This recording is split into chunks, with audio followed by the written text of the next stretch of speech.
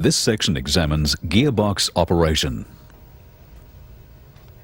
In a rear-wheel drive manual transmission, the splines on the input shaft engage with the splines of the clutch-driven plate.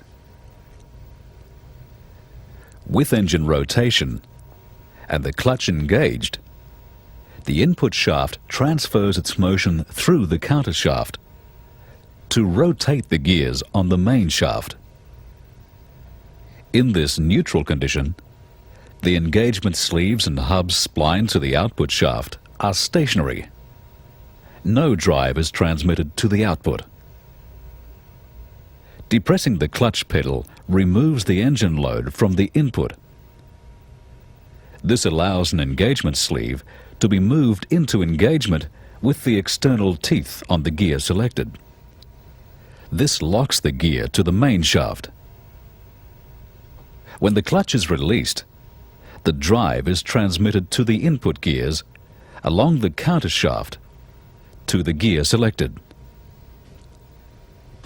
Since this gear is now locked to the main shaft rotates and transfers the drive to the final drive unit. The speed ratio and the torque transferred depend on which gear is selected. In this 4-speed transmission, first gear, the smallest on the counter shaft, meshes with the largest gear on the main shaft to give first gear. This is the lowest forward ratio. The greatest number of turns of the input are required to achieve 1 turn of the output.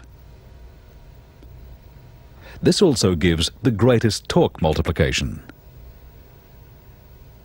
In second gear, power flow is through the next adjacent gear. The difference in speed between input and output shafts is reduced. Fewer turns of the input are required to give 1 turn of the output, but there is less torque multiplication. When the engagement sleeve for third gear moves into place, drive is transmitted through the meshing gears at an even higher ratio. In fourth gear, the input and output shafts are locked together. This provides a direct drive with a 1-to-1 ratio, with no reduction through the countershaft gears. The input and output shafts turn at the same speed, and therefore there is no torque multiplication.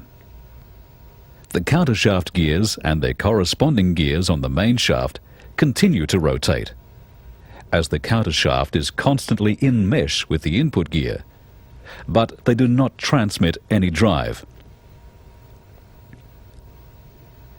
With the vehicle in motion, these gears will be turning at different speeds in relation to the main shaft and to the engagement sleeve, which is locked to the main shaft by the spline.